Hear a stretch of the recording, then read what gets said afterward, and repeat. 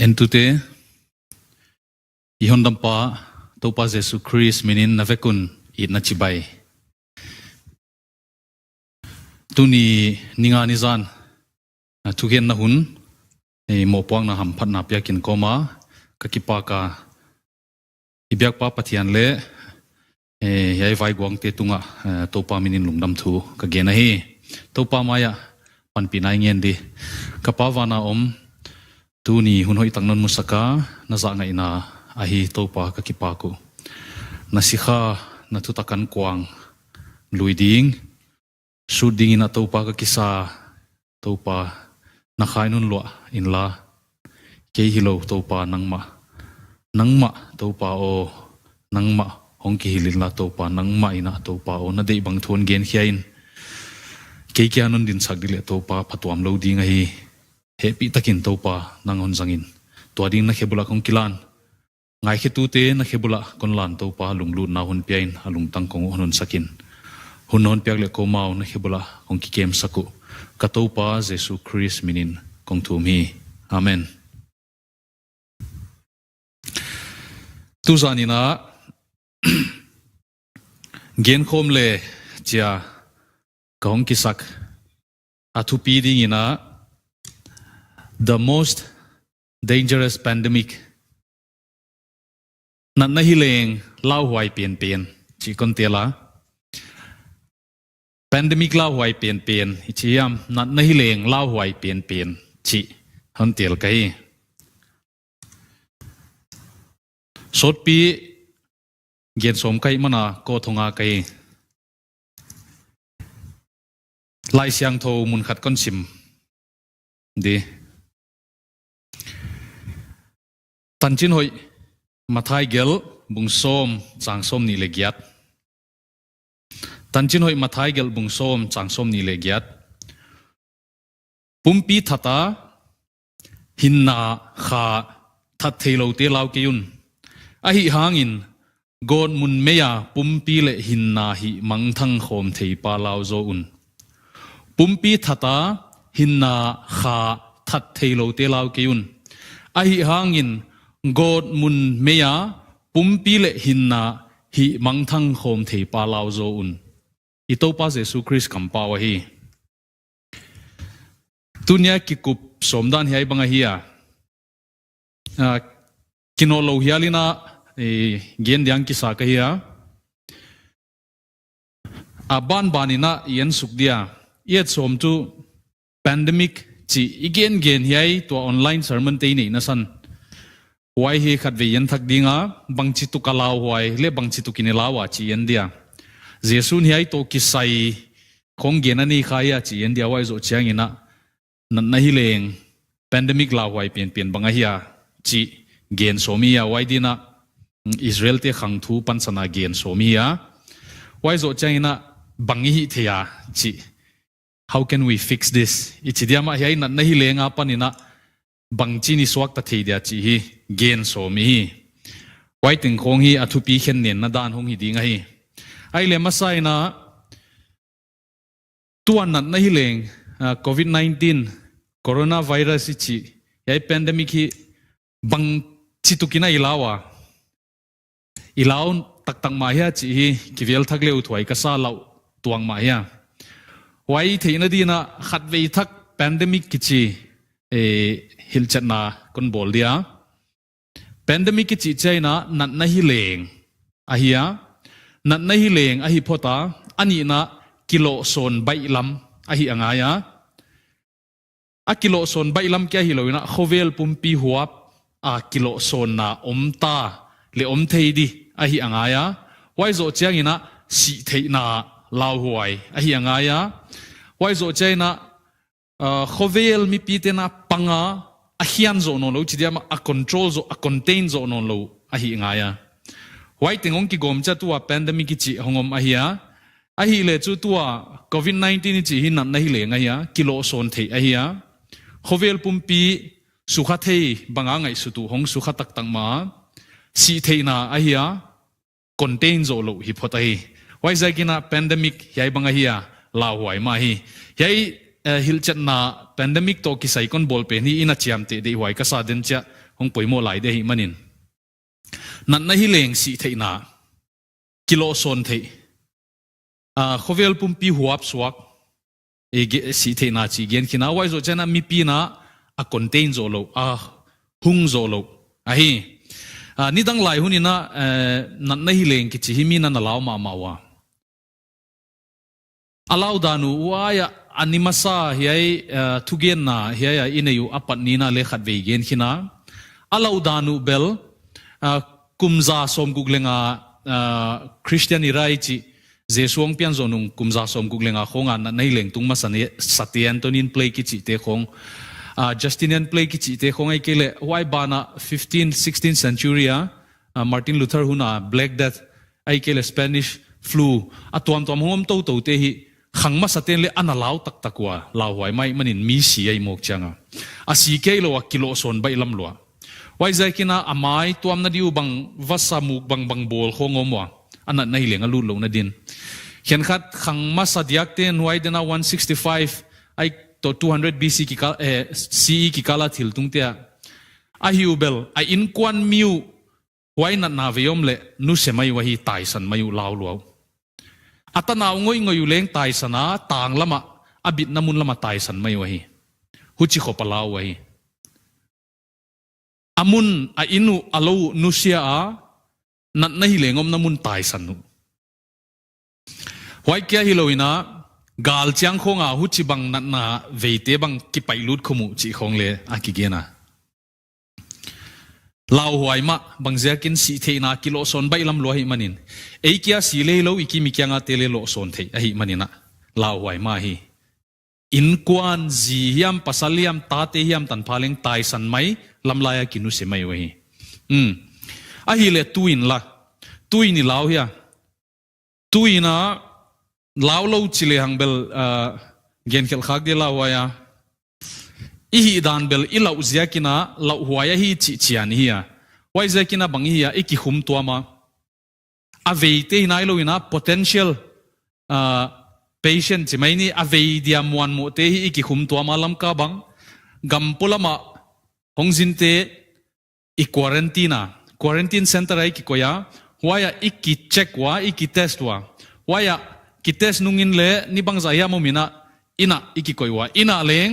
adan zui hi le hang ni som le li home quarantine hi lai mo ain kon ting to ilau zia ka hi kilo son bai lam lo hi manina hucha a positive te hi le a kep theina district hospital hi mai kele phaila mai ki refer wa ya ki kem hi ai uchai ki kepin le adam doi a cure omlo adam theina omlo wai manin ki kem hi mai agenu banga thei zia ki zolo na en le phone khonga ina sim khak ichidia paracetamol khong ki pia limsi khong ki pia uchi atuam lua medication tuam lom tuan lo a cure ki thei lo hi himale law hi mo ila uzia kina tuabang ini hiya mi a infected area pana hong paite hi mun tuama ki ko ya hi tua kia hi lo in ila udan bel a hi lo lam dia ka gen hi lo himale a thu takya kon state tho mai a hiya ila udan bel ihin khwa paidan tang pi te itop san phota suspended khol phot din khol phot hanga to tela ka telbel kipun khom na school le college chi te ikai ke ya isiam sin na tia tu khom ki het khai hi manina ikai ke ya siam sin na din kholi ila udan bel siam sin nai din khola hoi ke hiloina biak khom na le din kholi biak khom na tampi in khata ki khum khom hi manina kilo son di law huai a hi manina din khol suspended a hi idin khol hoi lo kachikeya din khol ma nga ya hi anat na hi leng alaw wai zakin veile hangle khok ke chi theilo hi manin khok sa hi mana law hi wai za ka hi ai bangte din khol suspend hi lo hi office kaidan khong le ki he ka ithili dan tampyong ki he ka waite la ka chu social distancing ichi meter nia ki gamla fit guka ki gamla din di chi khong ai kele polami pot mi to iki khol di chianga mai tuam di chi khong ai kele ilu ti pot na khuthoi taka sabona second som ni bek sil di chi te khong ni danga i hi ngei lo tampi hi hi yaite hi pilwan poimo hi a pilwangi bangja ka pilwangi ai chile yai na nahi leng ilau zia ka hi lau huai ma hi dini ging ta zia ka ile tu chiang ina lau huai ken kasang na chu masai na kilo son bai lam chilo mama tu ni mama news ai mu bangle aveina di ki theilo chi ei state a mi huai covid 19 positive khat atai adel na lama wa khoi kha wa ave hi dia gin tak chi khongoma yai kha reliably ka the nai kia himale bang chia kilo a bang chi tuka kilo son bai lama chi bang le ki thei lo hian khat te nu pa bang khat ve lo chi bang leom zel wai zakina omzia azia a paida na ki thei lo lo zakina law wai ka sa azo chiangina ani na mi ahin now hiai na hi leng jaka chan tak tak ma wai si tak tak mau wai zakina law wai wai zo china tu chang chang statistics da na hi mi million som ni khong bang ave positive kha hi tai jin wai laka asiza chu tom chika hi wai million som ni to compare na 750,000 khong le la hi hinna hiai na hi leng jaka chan lo 750,000 chi chu lak sagi le singa khong ya wai kha eya dia da nak tam lo tel himale khovel pumpiang kai khom chang huai zai hiya athuda ni na bel tam hinai ke atam zole chi de na ja khiloina himale mi sia hi mi na hin nau ta no hi ai ja ka chi hon thei saka law wa hi wai bana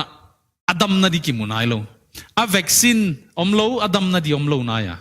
wai za kina law wa isa wai bana lung sim lama sukhak dan le law wa isa mi mal takina tunina kanaute phaila ma kiat sangna diom jakina wai dia kites ma sakwanga ya ava kites wan yuna akoi ma kwa to ki sukhai lo zin le lo ele wailam hospital kiat saknga izakina e tom chik kwa daka tam lo sunga kites sungule a result so ama kali deep ko ai kites positive dia negative dia ki chi thelo azia le ki thelo wai jaga psychological effect a om pen impact om pen hi law wai sa wai bana alian zoitin khovel pumpia den changa hai pandemic a fallout di a veng nung changa sumle pai to kisai khosak dan to kisai on sukhak di dani law wai wai jakina law wai ma hi law wai lo zen zen kya nak law wai lo tunina athakina eitele ki en thakleu thoisa thei lo zia ka law lo chi lampang hi zoloina thei in pilwan thei dandana pilwan tuak ma hi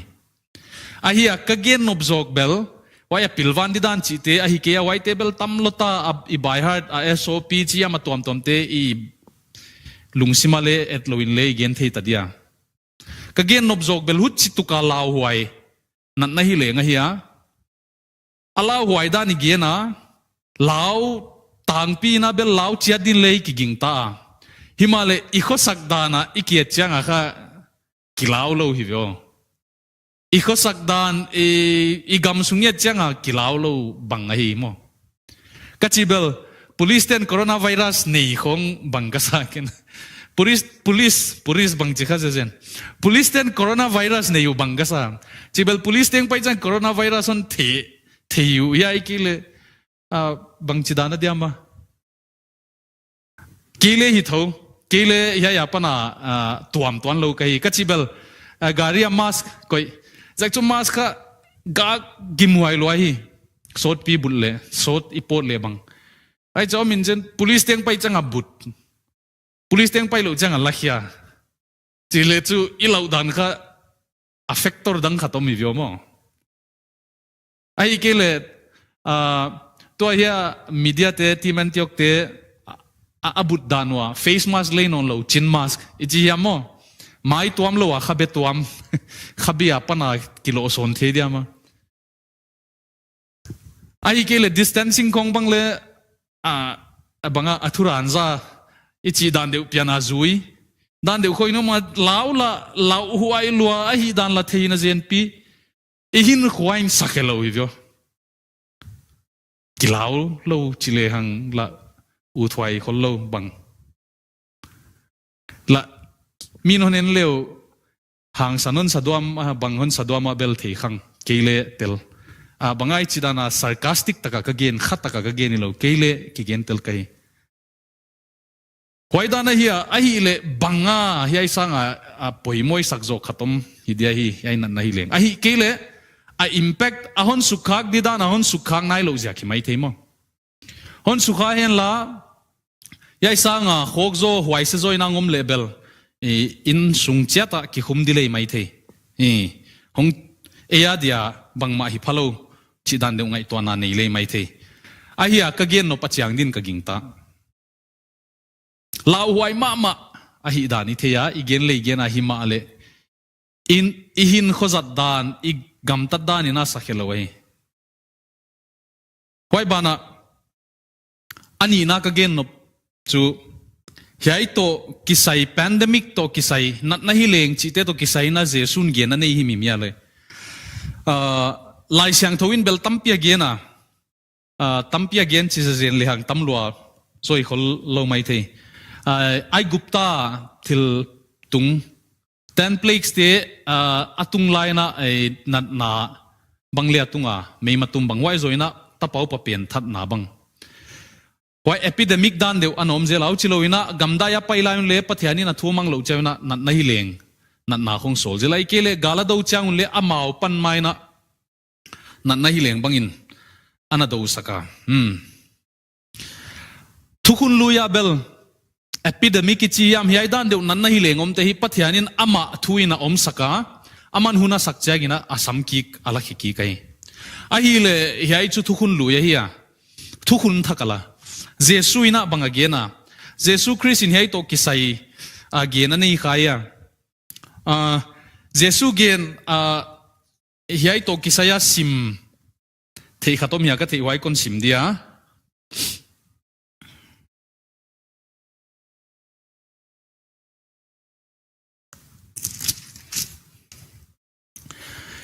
kidau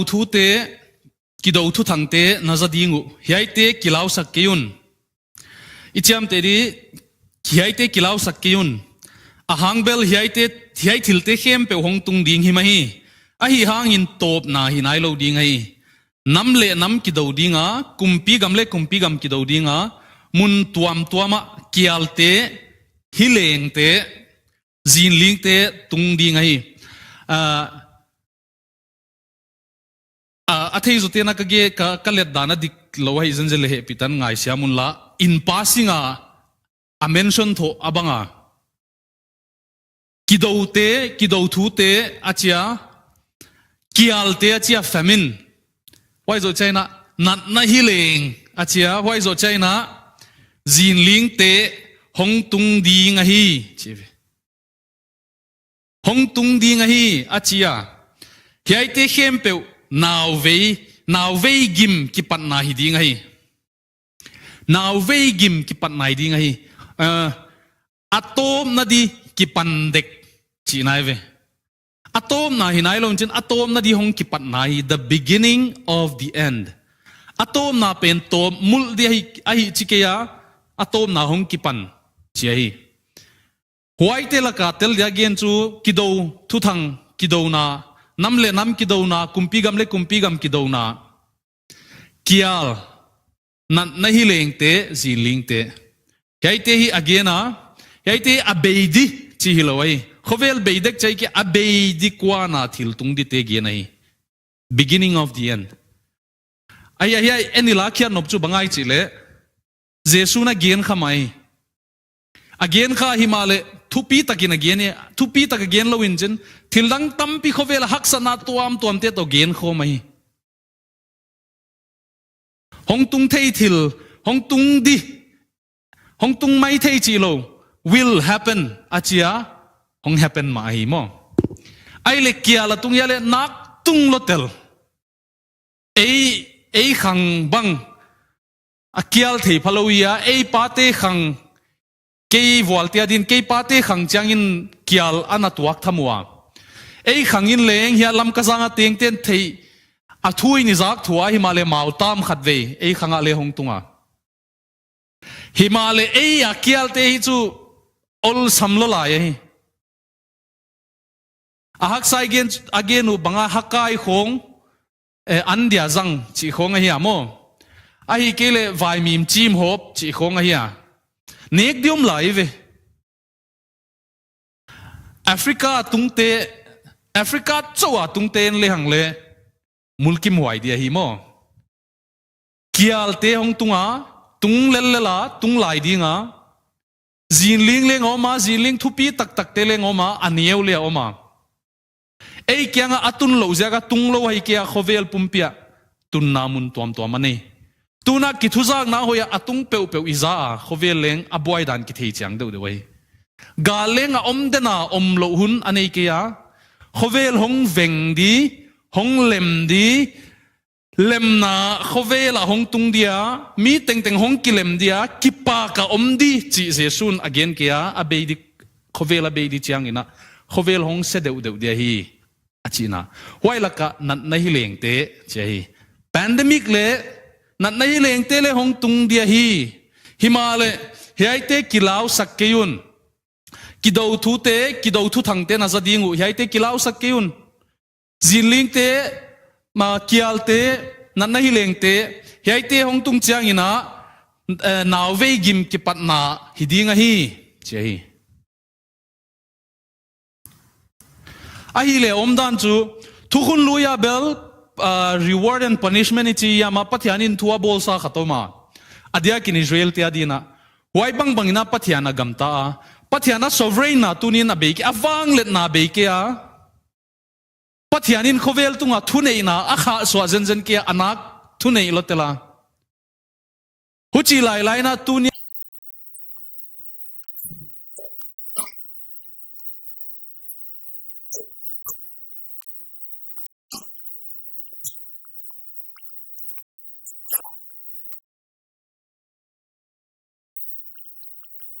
cái sang khok zo le hong tung di chilai ve mo ilai sang thoin a hia thilong tung di te ke wailam te hi tampi ka thei ke zo end times to kisai khok pi lai sang thoin gen khinai a hia ken ka hon gen nobel jesuin gen mai in passing hong tung dia hi hongom di himalaya te chu naw ve ki patna hi chilele ve ahia hiai to kisaina jesu kampau luka again changma ma hiai hi kei kiaina bang kei vamu swa hilo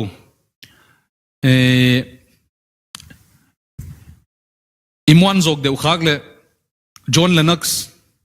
mathematics professor ya Oxford ama hi apology sa hiya publica atheist te khong ki hingpi ngap khata hiya upama ma tom right anti right tampi nai thei dia waite na leng azatwa hiya hiai to ki saima hiya jesu compound pilatin galili mi pol khatte se san akithoi nau to ahel sakthu to huna to laya mi pol khatte se san jesu hilu hi jesu namautia donga galili mi te midang teng sanga akhel zong manwa to banga thuak hidingun nangai to wa hiya jesu dot nahi akhel zo tuan keu chi kon hilahi no te zong kisika na lunghei keu le to bangin namang thang vek dingu ahi kele siloa min sang chimin adel lup som le gya te Jerusalem a teng dang teng sanga akhel zong manu hidingin nangai to mo akhel zo tuan keu chi kon hilahi no te zong kisi kana lunghei keule to bangin namang thang vek dingu achi hi jesu kampawai middel leng adongwa anu khelna pa khelna pia pu khelna hilo jesun pathian thu pi na kilan na ngai ei sing tang mi ten le khat ve hi christian hi lai na huai hun laya ilung simpian pulai hi khagila huai kasa thilhoi lo hong tung teng teng hi bang ako a reason pen kha a bol tom som nak na khatoma e coronavirus anna ve positive te hi a khel tuam zia ku hi lo hi khel tuam zia di le amau sanga khial zo tam mai the ai ke le khel tuam zia di le ivek wa ki ve mai the hi zoina khel tuam zia khi tuan lo hi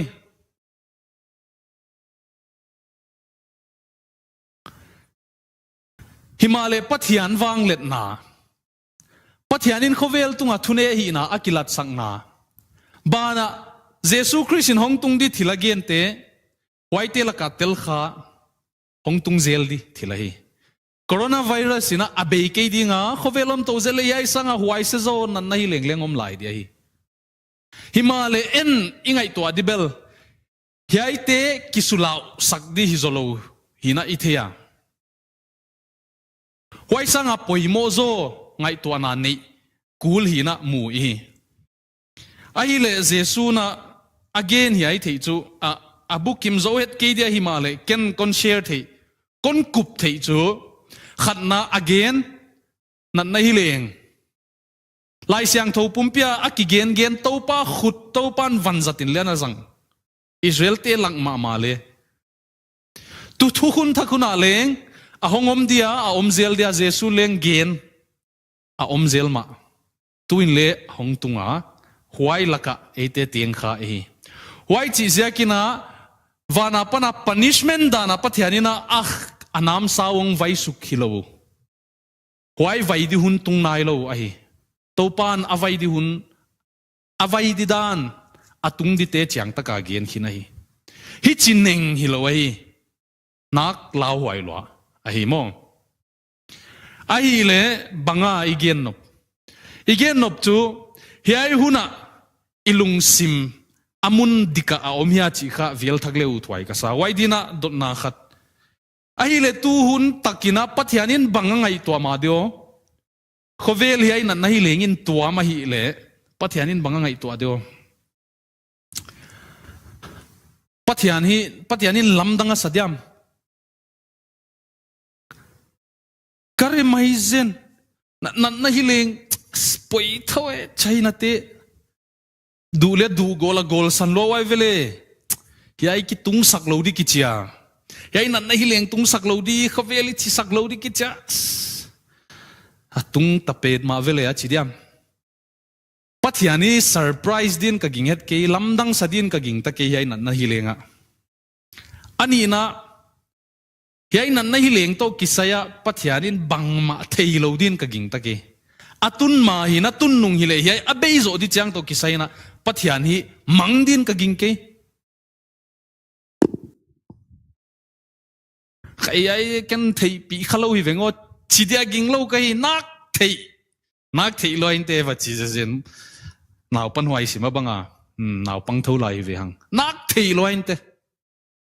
thei lo kya hi lo wa pathian wang lian hi lai siang tho mun tampia wang le na ki ge na ya hi dei huai se ka sa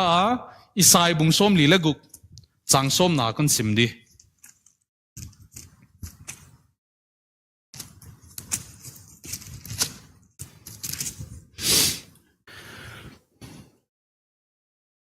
chang kwana pat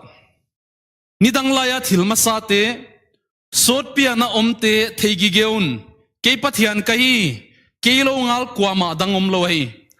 abula pan atom na ding geninga abula panin atom na di geninga tang lai hun tia pana atung nai lo te gen hing kathil tup kip dan dinga my counsel shall stand kaud bang hi ding kai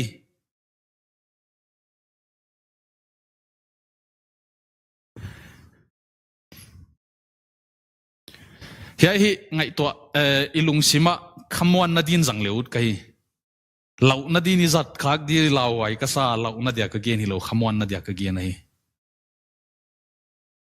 abula pana tom na ding geninga tang lai hun tia pan atung nai lo te gen hing ka thil tup kip dan dinga ka ut bang hi ding hing pathian na hi igen mo mi hing hi lo koi hiya ma te la ching hi lo hi ai kiam le tha thua hang san thua min nei zia ka kumpi gam khat op khuma kumpia ki puang hi lo hi om pat ni nei lo tom ni nei lo pathia na hi igen banga gen ya abula panina atom na di geninga thil tung nai lo te tang la ya pana geninga ke thu gen le ke thil tup chu kip dia hi ken kaut bang hi di ka hi cheve my pleasure ke ut hi di ka hi che wai za ken tu ni tana leng ki kheng lo pathia na hi le ke pathian ki phasak ki sak thei na da na hi le leng ki sak thei na tham ka sa ke pathian huai a hi ke pathian tu om pat ni nei lo tom ni nei lo hi alpha le omega hi om lo a pana thil teng teng om sak tu pa hi om hen che om sak tu pa hi kaneu la ya ka gin tak bangin tu ni le ka ging ta khovel pilna bang za tai na sangina hi thei chi le ka ginga wai pathian bang kim siam pa wai pathian in tu nin leng khovel tunga athili theina le athune ina a kha swanai ki wai ka ging ta ya isai na gen leng ka ging ta isai lo lai siang tho munna danga again te leng ka ging ta pathian ka pathian hi a khut sam ngei ke ya aham hai ngei ke ya mang ngei ke ya lam danga sangei ke ya thil tung te a thei wai ke pom da nai ama thil tup akip dan di ading kip di ki hin lo dia hi lai siang thowa mi hing dan ina ngai to zole akimuan dan ipathian biang mo thil tung di ge ni ve hi chia hong tung dia hi chen gen zia hi tuni leu nau te ngai to sin diu mi khat khongin bangiam khata gen dik le ki ngai sang pathian tu ka ki ngai ve tela oh why ni chegen in chin hong tung tak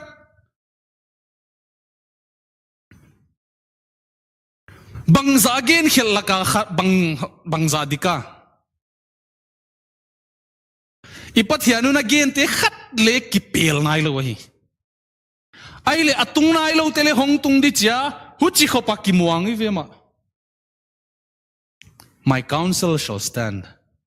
kathil tup ding dia hi hong tung na dia hi hong tung mai a hi le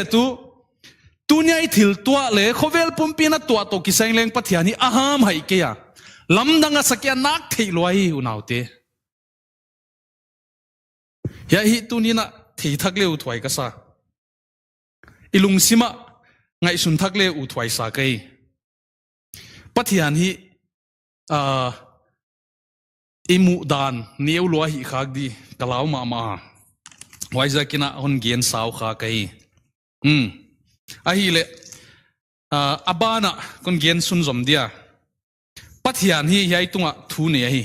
pathian hi yai control hi aman a hi le chu bangchi na a hi le chu mo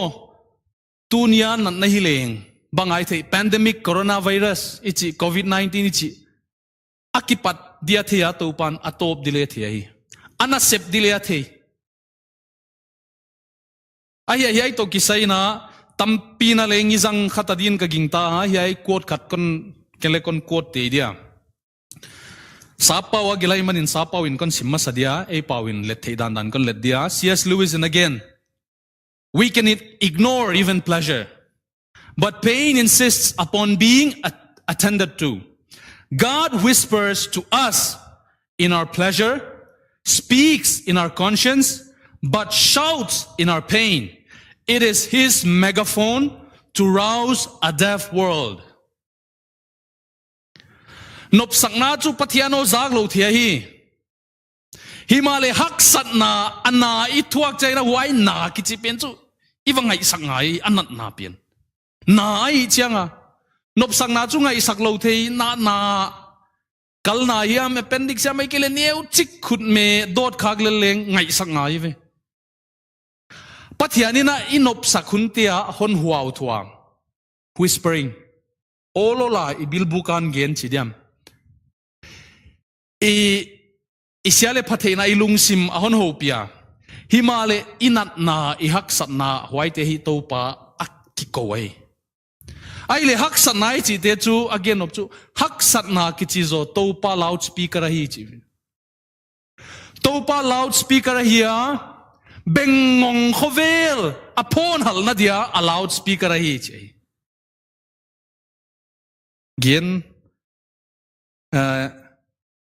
gen dik ma mai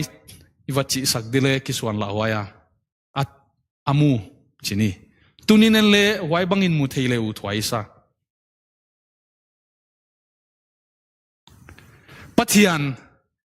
pathian tel ai tel lo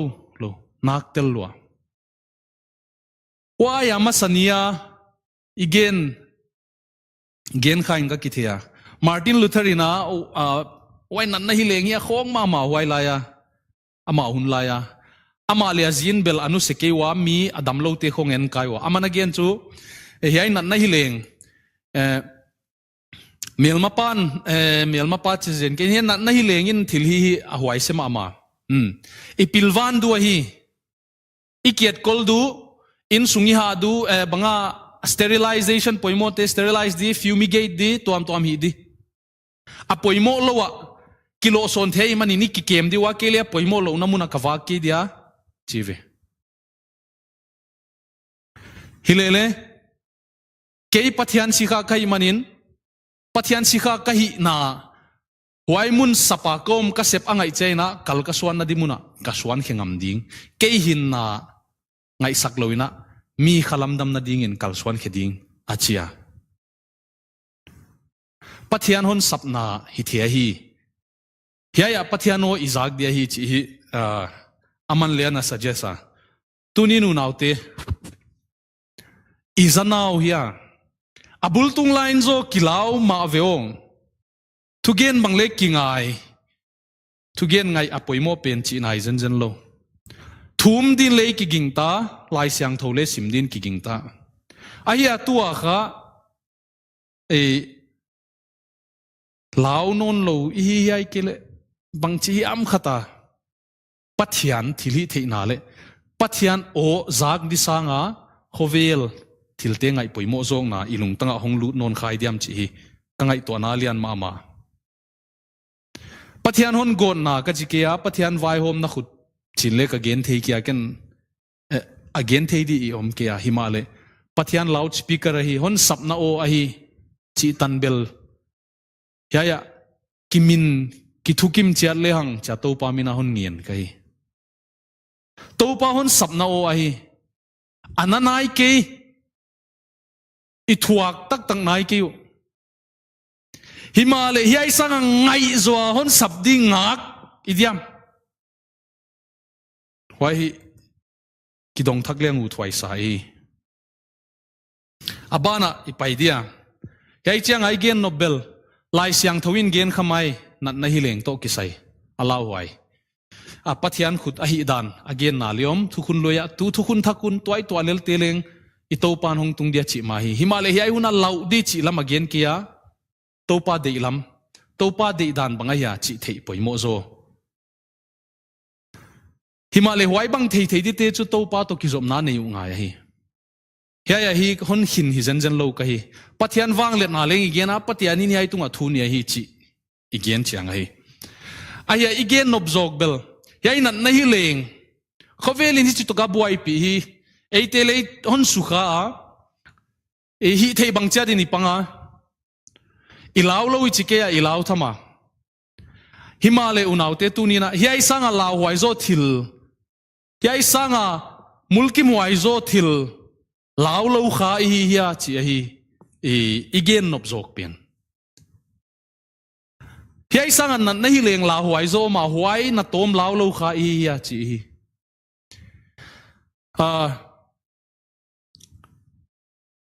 pandemic coronavirus in hon impact na sat dan chu new normal hongom dia hi achiwa asiam te na new normal dan kha thongoma wai chu social distancing i chi bang khut sili chi bang mai to mi chi te bang den chiang ani dang chianga ichin dan ngei na hong swak di mi teng tengin hi mai dia hi chi bird flu ka gen khel khadia japan a hi chi dan nan nei leng ana om khangia Korea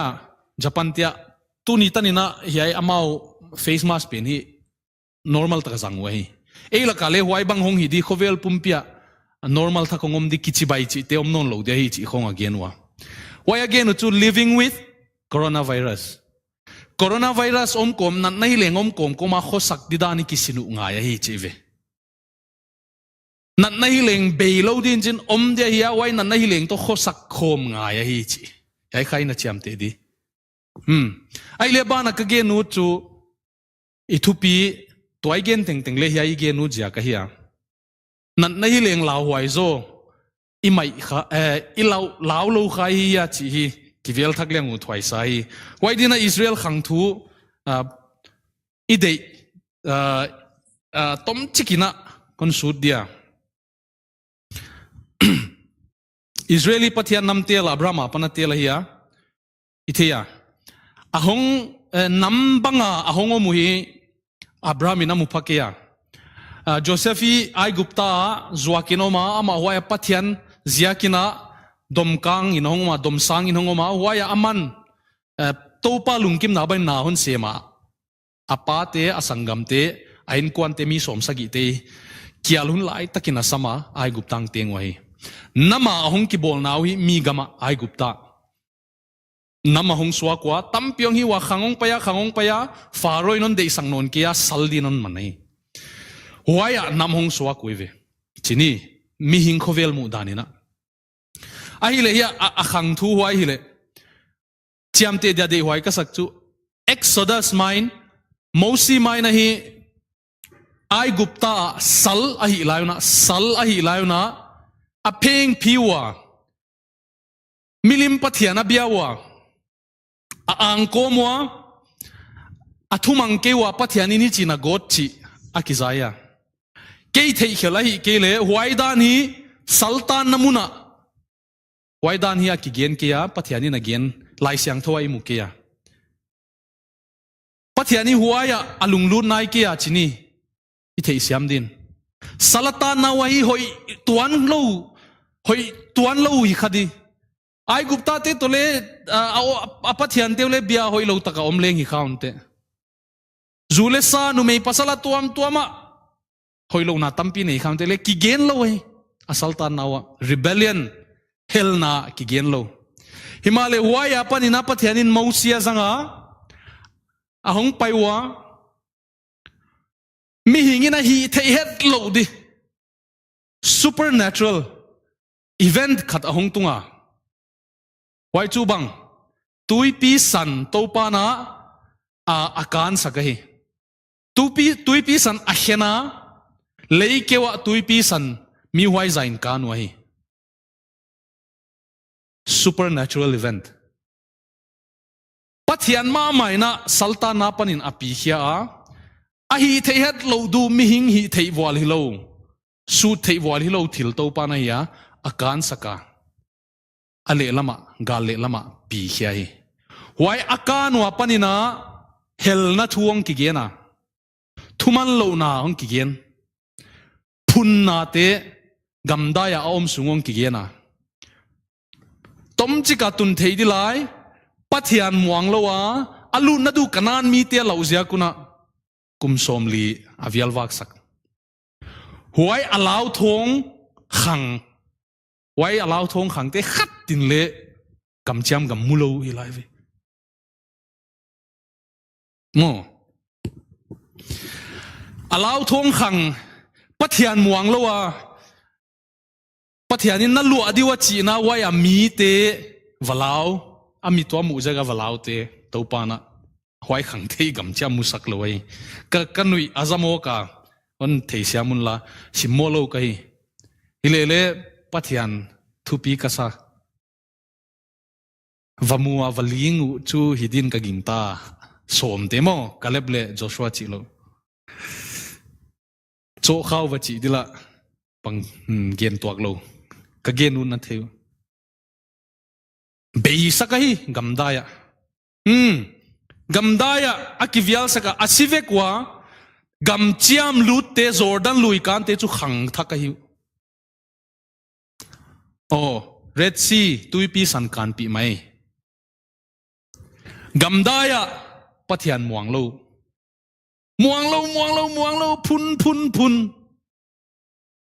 phun mayu udingin again hinta chiang takina sinaya mosi amakai pau pathian ho pia sinai tanga ho pia hi chi chiang taka kithei mein tuam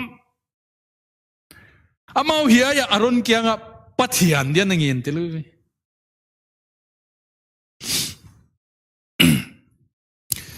nat nahi leng gulin tu tampi si agaldo na te waleng pathian thua manule aman lo kalu akithei lelia ma hui pathian sanga la uzong ni na ko hi mo gamchia malu tua Jordan lui pathian ina khatve Jordan lui ya kan sang nona lamdang takina mi hing hi thei wal loin Jericho kulbanga chim saka aluwa azowa Joshua hewin gamchiam aban la kwa waya leng pathian chi aman chiangun alam zangwa aman lo chianguna lam zang lo samwai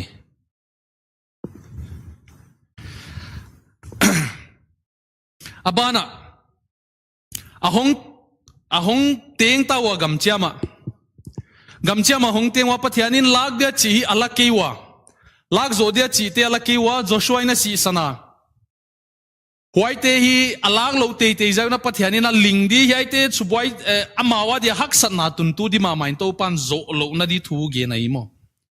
vai hom mi te hunong hiya pathianin a hak sat naw amu ze na vai hom tu dia tungwa atung ding zela vai hom te abana bani na vai hong homwa himale huaya akigeli mu gi ge chu banga huai un lai na Israel ten kumpiat nei ke wa amau de bang chia tina gam tau che hi let dan adik zo diama let dan tuam the diama huai hun line kumpi anei kewa achia Israel te kumpi dik tak zo Jesu Christ ahi pathia nei a gi ge ahi himale waya kumpi banga nei lowa kumpi thu banga nei lowa khovel ate nawa akima kiangwa zentel te pathian te vabiak pi chiangwa kumpi nei lo to ki banga hiu kumpi nei lo nammang thang bangina khosawa pathian dang te vabiawa au dan takinomu wai unche huai ziak takina nam dang te thunei nam dang te khut noya omzel wahi vai hom mi te na kum amau dam sungina vai hom te judges ten vai homwa pathian khai na pi zakina Israel gama bitna omzel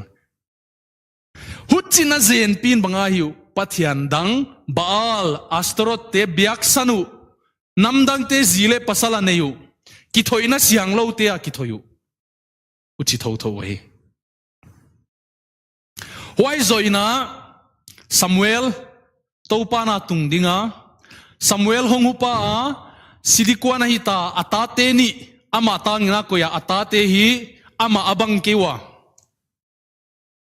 wai ama ballo changuna Israel te hi apatawa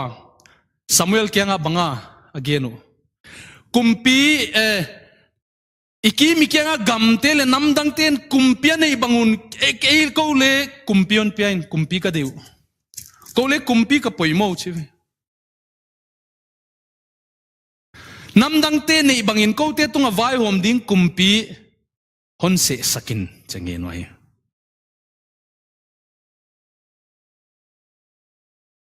kumpi pathian kumpi gam Israel te tung to na tung dina som yai nam te na kumpi nge no hi Samuel kyanga Samuel le lungkim ke ya dikasake ya alung khamma ma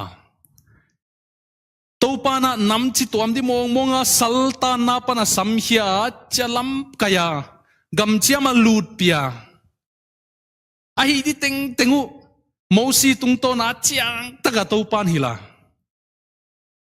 uchi nunga le pathian dang te biak san wa huai kai lo kumpi nei lo banga kingai to lai we kumpi nei lo banga kingai to huai online Israel ten kumpia nei ke wa amau de bang chia te no mu kumpi nei lo ki sawai kumpi on se sakin namdang te bangina ko te tunga vai hom din pathianin banga chia tang ton to pan mi piten nakianga again khempe unga hiain Samuel kyanga chia hi nang hon nia la hi keiwa akumpi pa ding wa kei hon nia la hiu nang hon nia la hi keiwa akumpi pa ding wa kei hon nia la hiu chia hi Jehovah pathianina Israel ten Samuel nang hilo hi yon nia lu kei hi chia hi kei kumpi atunga vai om dipa kumpi nei lo ki sao ke ya kumpi u kai ke hi hon nia lo kon simjek di amau ti ai gupta pan kapi hiak nia pan tu ni donga ke hon tai sana pathian dang te na asep bangwa nang tunga hi a hiu amau te thugen ngai hiain a hi hangin amau te khau takin vawilin la amau te tunga vai hom ding kumpi pa thukhen ding dan hilin achi hi Samuelin kumpi pa ngen amau te kyanga tang ton to pa thugen khempe wa hila no te tunga vai hom ding kumpi pa thukhen ding dan hi ya hi aman na tapa te wala dinga akang talai te le sakol te to asem khom sak dinga akang talai te mai atai ding hi pol khat te sang khat pol makai dingin pol khat te som nga pol makai dingin pol khat te alo kai dingin pol khat te bu la dingin pol khat te galvan le kang talai te van zat te bol ding in a sep ding na tanu te gim nam tui bol ding an huan ding le tang ho em ding in a sep ding na lo gam hoi pen te le grape huan te le sila te olive huan te hon lak sak dinga asila te apeding na bule balu le na grape zu te soma khatala dinga ama ulian te le sila te apeding na sila pasal te le na sila no mei te na gan honu le na sabil tung te a hoi ama zat ding in ala ding na belam le kel te soma khat ala dinga no ma ma zonga sila te na swak dingu tuani hong ton chiangin na tel sau kumpi pa pan tungzan na nge ni na ki ko kheding wa tuani chiangin tang ton to pan la hon dong ke ding achi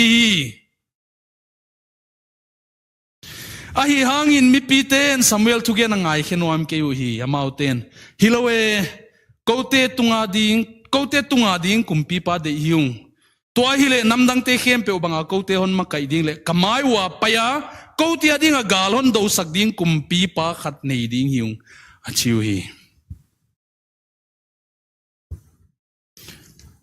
kumpi nei lam ki phok lo kum namdang te kumpi nei bangina Israel ten kumpi ana de wa angena pathianina Samuelina thei chian ma mai male pathianin nang hon nial hilo ke hi hon nialu kachi bangin hi na chia Samuelina hiya nam ting a paisa ka waya panina samkhoma nama panina Benjamin atela Benjamin apanina Kish in sunga waya Saul kumpi dina to pana si ai waya pan zo i thei hi ai le ya ki thak le hang gamda ya omlayona mosi na dan piak thak nai chidia Deuteronomy khat via gen thak na chiang takina gena bungsom ni le gyan na athilong tung di le hi ding teu saw simseng ke dia pathian da na zui keule ahi hangin tang ton to pa na pathianu thu na man kewa athu piak te khem pe utunia kon piak dan thu se te na zui keule bel hiai ham sia te khem pe na tungwa hong tung dinga hon nu selo dingai ham sia na thu again te hi mulkim hoidan Israel te tunga thil tung de warning for warning omlo hi lo hi ge na hi pathian dang nei keun thupiak som te wai te hil chet na te nei tho tho tai san tho tho ahi le bangale Israel ten hiya ahiu Israel te hi ichi banghun cha ngai to china nak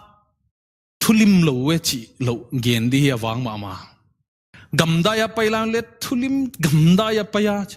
gamda ya pai wale nak tam lo wa hi tu malama thu gen tu ina gen bangena tom chik pai nu nu tilo tam matam nak tam lo pen mau pai zoi zoi di apai na naw chung ngil su khonon mai de pathian muang lo khana ko hi adu adei wom chiangin ai kele kipinu tu mausi dei lo hiam ai kele amau lung tanga pathian thuman di chi sanga kha amau dei se phiat dile nei di lungul zowai ahong kilat na chu gamchiam ahong kilang chan sem semi ve gamchiam ahong lu tuwa kanana pathian dang on biawai lamdang kasama ma kei khom khomin pathian dang abiaku amau pathian thu pi pen haidan chituka thewa amangi no lo dia khang thona gen du chi mosin hila to pa na pathianu pathian khat ama hi nalung tang teng teng nalung sim da na teng teng in nei dingu yai na ta teu na hil son du hi yai thua hi na gen dingu chaki hilwa dan te khilwa pai di dan ki thoi dan ai taka khil to det wa siam pu tiom di dan siam pu nam te agam te na diu te levi tiom na cha hoi taka hilin chin ahi di danu gen chat ahi keule thil tung di le gen ahi avatin chiangwa namdang te tong teng pol chianguna namdang te pathian va bemo ko hi lamdang dan milim pathian va me bemo ko hi baal ma yakuno mo astaroth ma yakuno mo wailaya pathian te pathian tuam hi theina tuam nei banga zentel te na biak te wai te ma yakun mo ko hi lamdang ka samama kangai toale yai kalung sima ngoma wai hun laya bangjia kau cha hiu Jehovah pathian wanglian pathian hiya dena isai bung som lile guka kon simma bangin ama dei lam hi pa hi mi dei lam hi pa hi lo mi noya kun khoi lo hi pathian zen kwa vau lau zo di hi hu che gen din le hai huai mo pathian hi le wan siam pa wai zakina Israel te noya kun lo hi Israel te kwai koi zo hi lo hi wai ziak takina mi hinga hi wa dei anei wa lungul anei wa akima kyanga tieng te khosa thei te ai kele atuam te mu cheuna apathian huai pathianin huai pe thei le huai kyanga ki paile huai pathianin huai pe thei le huai kyanga ki paile cha zo zel hi dia hi ai le thil lamdang ya unau lamdang keimo tunin leng hi tho lo ya tu ni tanin leng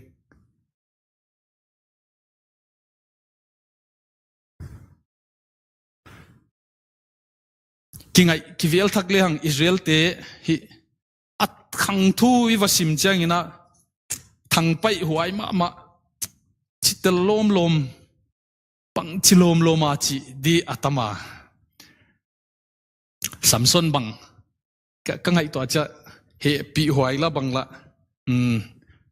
cha ki holim na dani na gen le hang nazarit dia pathianina se nu sula pana nungak anga izaka nungak kyanga atha na thugu gen atha na thugu lakhya chakaum nungale pathiani na nuchia lam theilo televe samsonin ahan ngei banga hat de ki ging ta hi ona vai hom tu hi judge hi Israel tunga kumpi so leng kumpi masa de to pa na se zol nei te to kitona zol nei thugen chini mengmu Samuel in again banga Hawaii nung tan paling pathian ama thau nil tupa sanga ami te lauzo agildi ane ilelam di khwalzo that vekun achi laya kumpi pale that lo athau te belam te abong akela hoi te anakoi Samuelina vadota pathian kenga laddi chizama alai zoom mo tho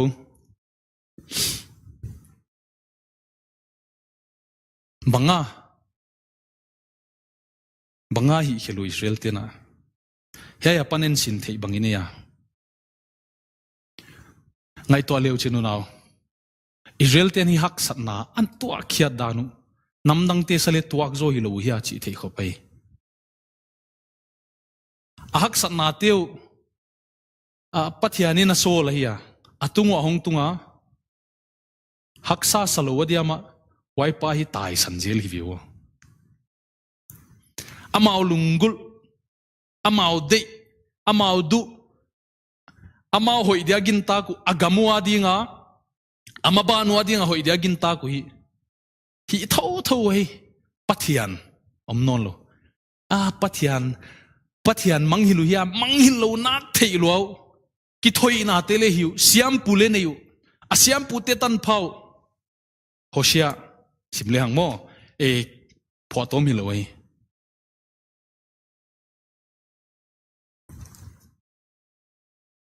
pathian hing theilo nak theilo they know God theyu biao hi le leng pathian ina de tengu pelo ade dan wa pi lo pathian kha pathian ai amau de te pathian ina piak lo changin alungul te sau na te piak lo chan thil danga ang kom sanje loi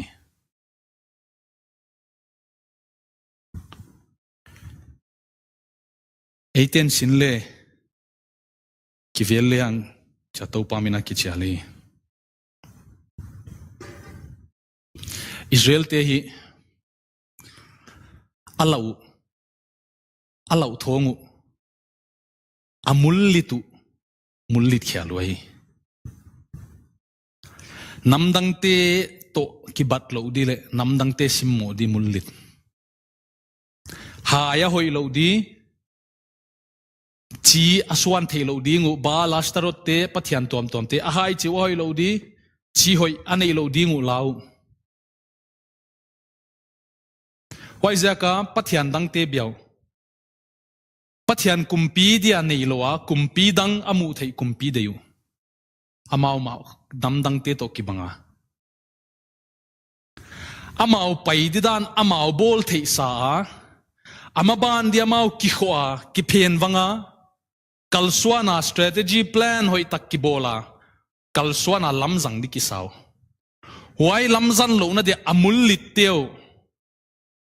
namdang te to kikala akiat chang amul lit te amul lit khialoi pathian amul lit du alau du hi laya khovel thilte mulli talaw hawi pathian amul lit du alau du hi laya khovel thilte mulli talaw hawi amau hi theisa pathian dang khong biawai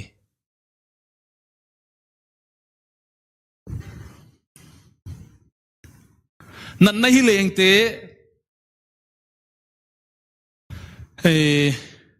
pestilence nan na hi leng kya le hilo kial kya le hilo ya hai chi hai tua khau pe chi ya wai hong pa ya tam pi na bu khong ne gai thei chi te hiai lao hiai thil te khong atuam te hoi te khong lawa pathian hing ako sang nau subuai thei dite lau thonga mullita amau pan mun ki khwa pan la huai pan lang na lama pathian dang te bia hiai tai san la hilo pathian dang te mai khonga vakuna ata teu khong le ki thoina zanga pathian dang te mai khonga leng ki thoya nam dang te to ki teng pola khosau alau diu lau hia luai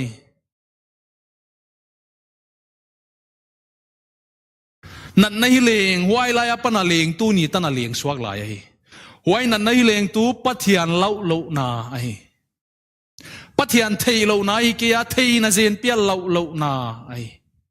pathian in hi thei lo di sang na pathian in hin na tunga thunei lo sang na pathian in gam tat kho hei le thili le lung sim ngai sutte thei lo sang na pathian lo na ikama ki tan zo di ki sang na mo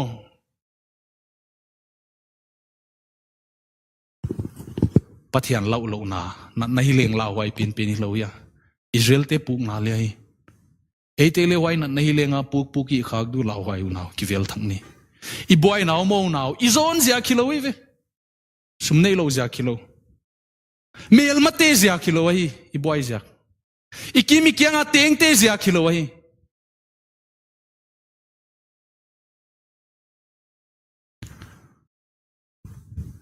gamle nami nei lo zia gle lo hi I boy na mo hon tan pa Jesu Christ na se pithei chen lo zia ke ve agam thu puang za ka agama teng ja to panon sol la ya Jesu thei lo hi lo wa hon sol pa apa pathian thei lo hi lo wa huai thei na zen pia kimi kianga ginglo te om da na yom som pathian ni lo lo hi I boy now why hi nat nahi leng lau wai pian I lo pau lo huai lo hia lo huai lo hia u nào ki vel thak ni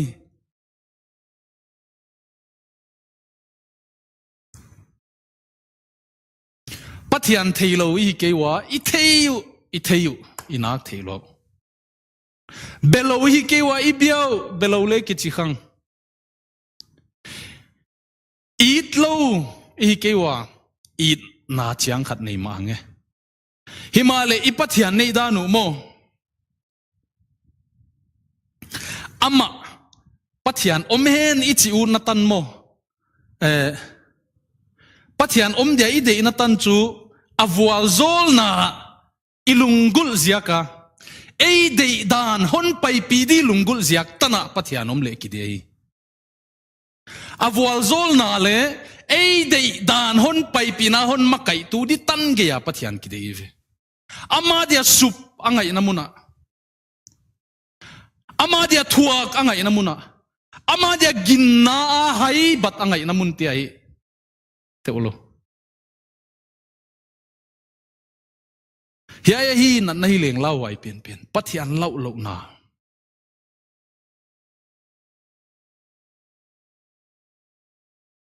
mi ngin zo pathian lau lo di ma hi ahon bol tung in bela ma bat pi non bola himale puk ahon bol dan ki non lo ki seta hi manina pathian lau na chi sanga ei saud na inan zo zo hi manin saud na kidel zo hi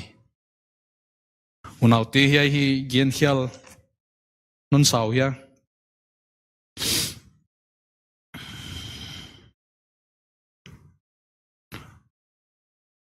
Israel te din banga lau wai aki makyang wan nam te ya Philistine te ya lau wai Amalek te ya kwatia lau wai gamda ya pan hong pai wa panina kwatia lau wai Moab te mo ai kele waya ado nai lo gamte khong lau wai ya aki makyang a kumpi gamte amawa din ai kele nan nai leng te ya lau wai kialte lau wai ya ai kele unaw asaw zoin le hang kumpia nei nungwa salmata alut king now Babylona Assyria te salmat natia Babylona apai natewa yaite ya mawa de lau wai Babylon kumpi pa hiya Nebuchadnezzar hiya mawa de lau wai Assyria kumpi pa hiya mawa de lau wai ilo hi una pathia nahi yo pathia nahi lau wai wai ai du pa alau du pa ai ta lau lo zia kuna hiai te atung ong tungai ai le tunin bang gen lek kahia nan nei leng lau wai pen zo pathian lau lo na ai kachia ai le wai lau ke ale ei leng salmat ni paidu chi de kahia hunaw salmat mai hinon lo e ve to Abula Kasim salmat mai hinon lo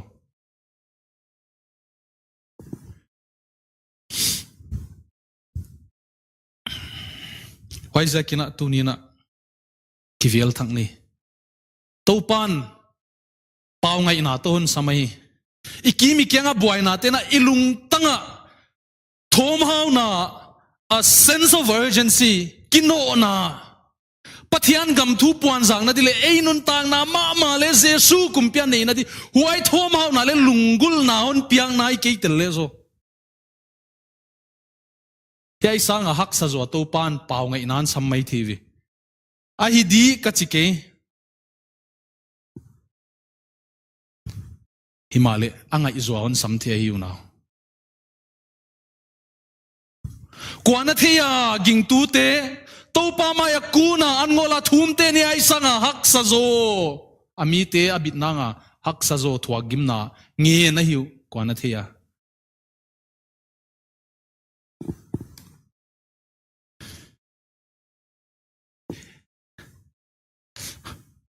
ei kyang ge yaon chi ke le le jesun lai siang thowa marka ya na chia chon sim dia ke hina kwa kwai le ya hi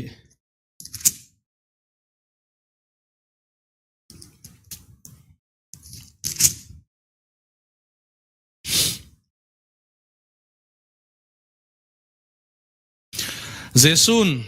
upna beiteo note bangtan honom pi lai ding kaya bangtan hon thuak zo lai ding kaya a context si naw pangkhat pau thei lo na spirit khatina pia doi hoi lo khatin alu akhuma chimai ni wai lu akhum penin hi anewa panom pe ya khencha asial puk bang apai sakjela pau thei lo ina koya phung zoldan chimai ni huai dan ina omai dia anung zuiten awahi thum de kule thum dam zo kiwa apang pa ya nahi theile to pa honi dam sakin kata chia ya hi jesu kampau zat asapa hi generation of unbelievers chai ginglo khangte generation of unbelievers ya hi kalung simon khoi khama ma ke on khoya no hon khoi diama keon khoi na chu nung zui ten wa hiun chin hi zo lo wa hi a zo in bel jesu na hi ai te chu thum na an ngol le thum na lo wa hi thei lo wa hi cha himale apa na to min le avapaya na hi thei le chi muang tak tak ngam chet lo wa na hi thei le to pa kagin la na hon pan pin che hi mo pan help my unbelief jesu hi ikumpi hi ihondam pa hi aman leitunga ahong paya cross a sidile loina agam thuong puanga hi agam thuon puanga nun tak zia thak new lifestyle ahon gen khia waidana hindi chi ai ei hi jesu hondam pa ideya dena ka gen gon mun lut urlo hi manin van gami kayu ta wai van gon muna pana van gama hon transfer thei pa jesu christ pen iging ta himale huai akibang jesu christ main hin khozat didan again pen khamo zui ida ki koilo bangchidan diama lamdang thowe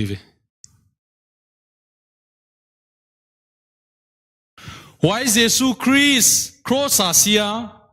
khel naman pia khel na teng mi hing lui kil luma ama thono na I thono na dileon puang saka mo tangsa te pathian ta honi sak hilele en bangchi gon mun lu lo di van gam kai di himale van gam kai di te pathian ta te vi pathian ta himale pathian ta banga hingut lo pathian ta te gen di agam thu puang zakut lo ahi le zo I jesu thei hial kha hi di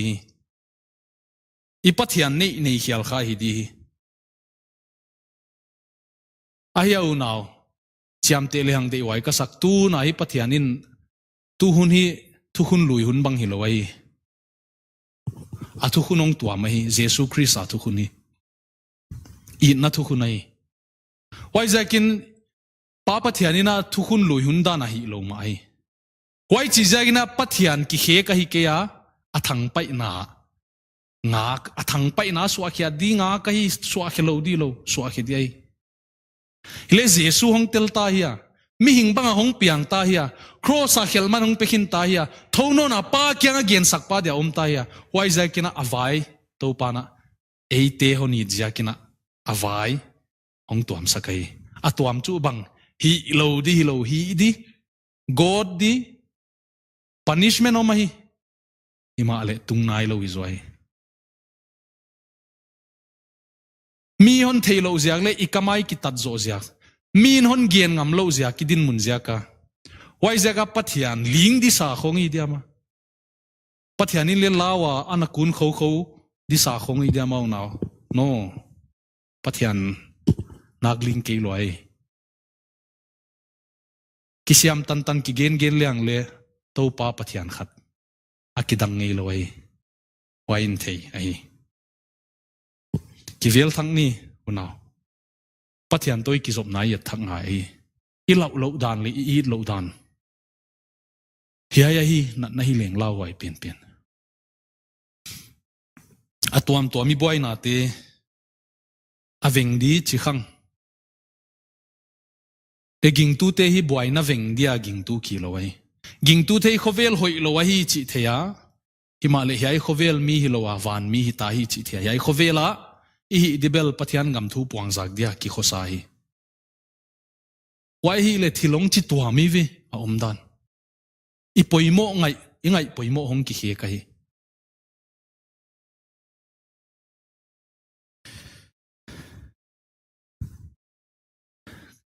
iman siam dia man siam leng ka ut lotela Christian pen hi i life a face khat i hin khwa face khat danai ko i kha ku a hi lawai Christian la hi koma Christian pen zota waya dia Jesu nei hinta aban e de dan chi i thilo pathian hing be koma pathian dang be thiloi e de dan hir pathian de dan aman ama dia hon tatahi atapa si sana hon le ai ya kivel thagleng u thoi kasa ai leo naute i top na dina yai nat na hi leng lau huai pian ni chi Israel te na nei wa khoveli na nei to dena pathian lo nai na idima pathian eat lo nai ni dima yai bang dam the ya can we fix this I dam the diam unaute yai dina kino tuan lo in kon gen suk lai mai dia heu tu te khat to khat ve ka ki ho khawa man hi china pau nang wai 4 degrees of love te na sim khange yan chia 4 levels of love to kha kana thei hial kha 4 levels of love te chu thei Bible college a kizilaya wai chu Greek te na pauli thumal lian nei wa ina to kisai wai te di kasa chile tuna ina ka en thaka ka zong thaka again to 4 degrees of love ahia ya hi hoi kasalwa tom chikina kon gen dia ya hi Bernard of a pronounce an konen khakia Clairvaux idina ka gingta Clairvaux Bernard kichi khatina ana gel ahia I na degree li te achia pathian to kisaina degree masa chu maani le maani adia ki it chive loving oneself for one's own sake loving yourself for your own sake maani le maani ki it maani adi ma ki it hei chu ang ma sial na ahi again midang khwal lo pathian chu oma khalo hi maani adi hi nagle pathian thu oi hun le nei poilo oi thei oi lo hun le nei poilo pathian dang le be thei poilo maani adi hi na kale maani le maani kingai hi mai midang it lo ani na chu loving God for your own blessings avwal zol na te lungul jaga pathian it banga kilang avwal zol na te kya de bang tu khong in le chwa hi tho dia ko tangwal line chiliang tangwal lai hun nei manina kiu pat sang nai loin ko tangwal lai na lom ten again seku yai nu to kingai le no ame sum hawa ha engine ame loi ke le sum nei mo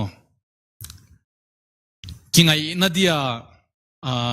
a criteria koi masak penu le hollo mai thei ama sa pe nai ta diama mel sia ta sia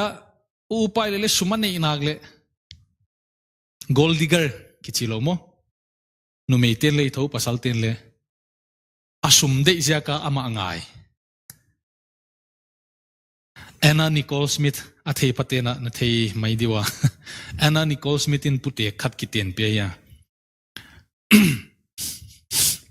loving God for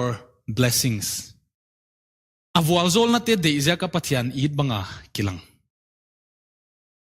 ihin khwa tunga thu nei dia pathian id zo ma lo avwal zol na te chu de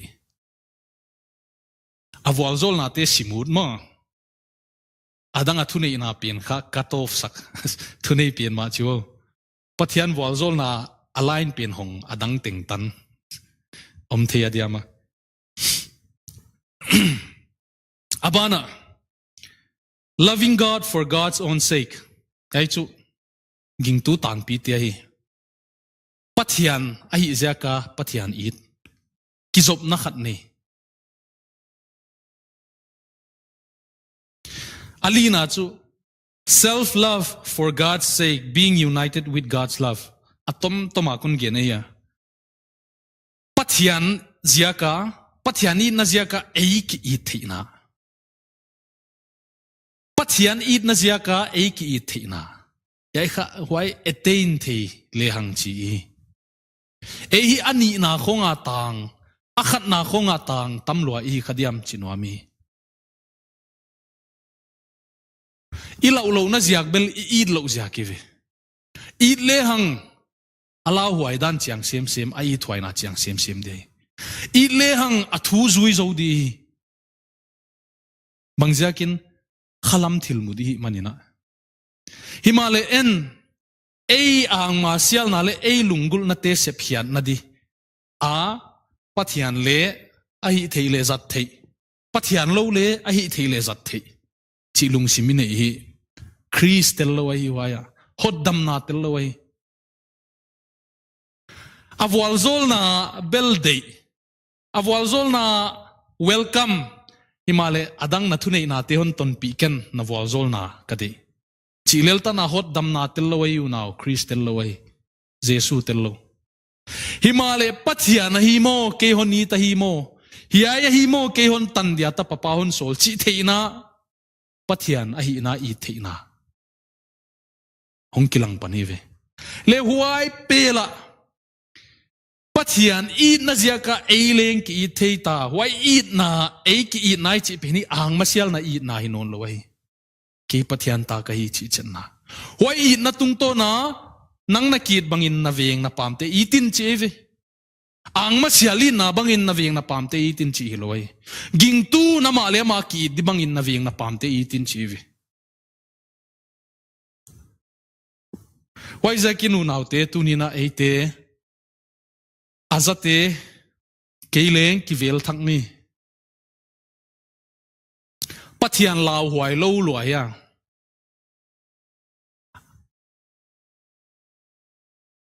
mikhial te tunga le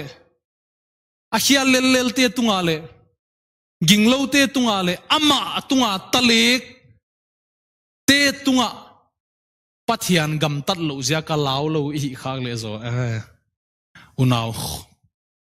Bible simlo hi khadive Bible agot didan gen hin god lo di lo ahun tung lo ai na ya happy na hu na hi tu yom na ayaw naute ai na atapa jesu hon piak na tung ton in theile hang mo ala huai dana le kichang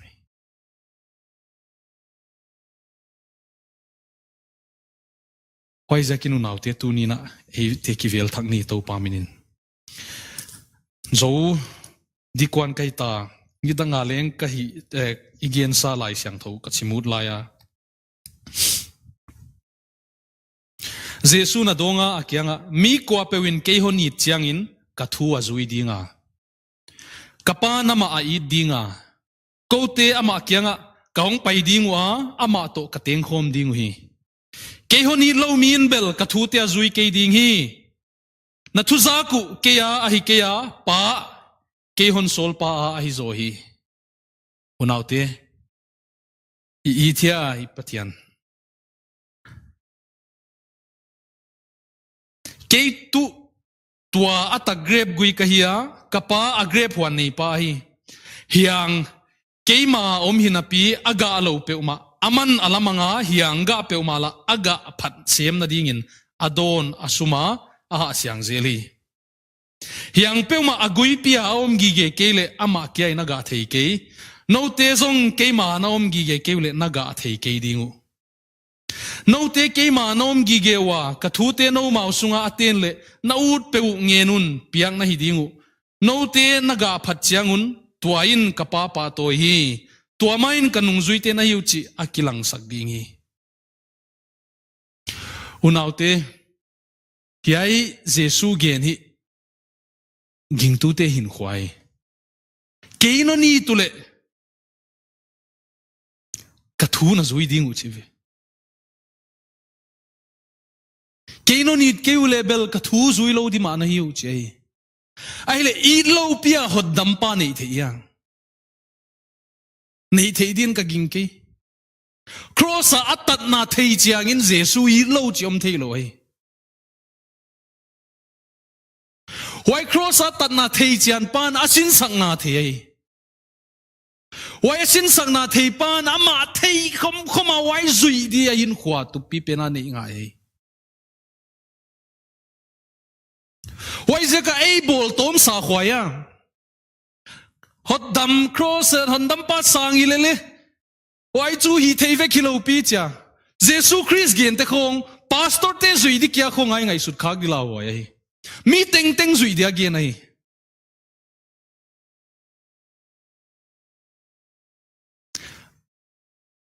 ki ki siam tan le en lungsimai suang to ana dikvek ki bul dikvek ziaka pathianin o siami tonon dong dan kha na gen siam lo kon ngai dam mai di chi di sa mo pathian thu tanga hi my counsel shall stand abula para tom na di gen kahi atung nai lo lai tang lai a ki pana gen hin kahi ka thutup ka thiltup te ading ding atung ding ken kaut bang bang hi di kahi chi why gen hini vi ya gen namo Jesu Christ Jesu papa thiani na hi ai thu again na hi again siam a om namun adin munafu lo zia ka hi khial khate khong zo ngai dam mai di kahi chilo huai khang la ya huai huna hu chi bang tungai chang alo theilo hi mai ai cho lo theilo wa hin khwa be huai te ngai dam mai di kahi chilo huai nak sang ina mo yai ve chi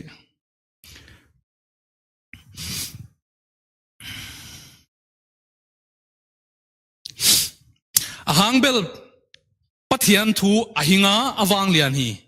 nam sao hiam tua bangteng sang ina hiam zoa hin na le kha gu loi le gu sungeng nangon tuam khen hialin asun theya lungtang ngai sulle tup athei tel hi pathian mu lo ding in thil siam bang ma ki sel thei ke thu khen dinga I thu tut na ding pa mit muin bang kim hok sa le wak tangai chi hi lai siang thoin chi hi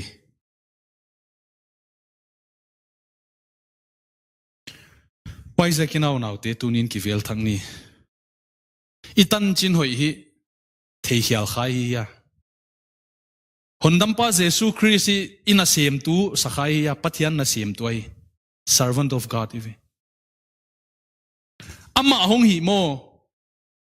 pathian ni naon lakai crossa why sang te ni eat ai eat ngai pai khomi vi why zakina tunin adam na how can we fix this hey na hilenga pan koi cha dam diu na Jesus Christ ahi na banga thei chan lo hi khak ja ka dam lo hi khadi hai hondam pa kumpi pa idja ka ata patang nei sunhon pe pa why pa thei chan lo hi khadi tunin ama to ki zom thak din to pa minin kahon chi alai id zohanina zon lai kha khatna pathian id na hi ama uchima bangin 18 lenga ma id de hi en ama id masakai ke aman honi masak ja ka tapa jesua ahoni masak ja ka id thei pani why id na tello amo hot dam na om loi hot dam ki chia pathian id lo chom thei loi neulaya exam changa nang bang na chi dia na pass tiam na fail tiam chal ke chu sarpa khekormonga ki khai ge di chi khong no na gen khange di wa ma sarpa khedap khaw gu ya ki khai ge di chi dan de mo van gam khaw chi bangom lo ai paisa kina tunin ki vel thang ni unaute pathian i ti ya ahi ke lia wal zol na kya de pathian lau i ya alau lampang lau het lo lau labang la ei de na ei sau na to ki sukhak changa lau het lo hi khak di ki en thang ni i lau lo ziak zo ka chi ma bangin i lo ziaki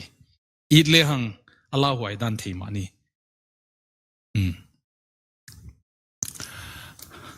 atop na e bangina bo leu thoi ka sa tuan na hileng coronavirus pen lau lo di chi khang aziak ting tingi mua i lau di ma hi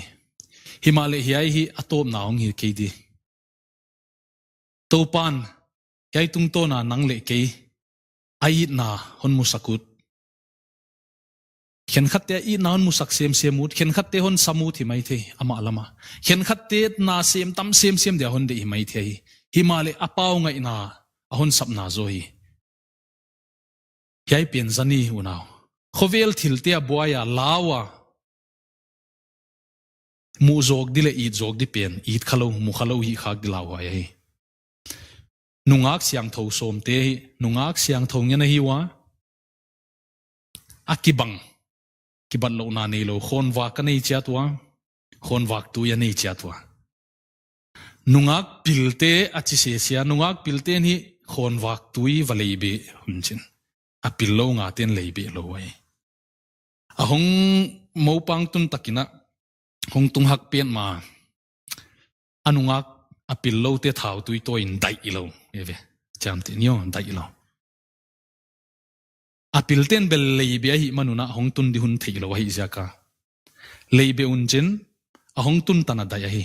apil nga ting alu tua apil lo nga ting khon wak tui le dia avat diang doi layuna kong ki kal khumai lu chang non lo jesu kampawe igin tak bang khol lo mai thi mo leitung hin khwai satan ei ikisiam tan nale diki sakte topa mit muin dik na ya pathian dang belo bangai ki ngai sulai topan ang kom pathian dang mai kun kunon saya khen khat te zo pathian dang mai le kun tak ma hang mo doi mai kho ki kun mai ba khong wa ki biai zum wai dan hoite bang chu gin le ngai se lo topan ki sik lo wa yom le topan ni tunga hon khoi lo di sak len na khoi lo dia ya tung nai ahun tung nai lo hi le la ai ki le akwa le mi mit mua pathian thuoi dan le ging tu dan a oma asung kwa hom pi hi le topan the ai suhak ta lo di ve unaw ikivil nga ai topan hon samahi tunin on samlo isa khadi on sam honi tahi honi lo isa khadi apoizo eni it kya ilaw ki kha kivel thangni topa maya kundi kapawana om na thuing ka gente nang de lo danom khak len hon ngai damin pa nanga pana pote nanga hi manin topa na thupa topa anga hi tul te lung tanga na semin thupina nanga topa hi khelom te kya hon ngai damin katopa Jesu minin kong thumi. Amen.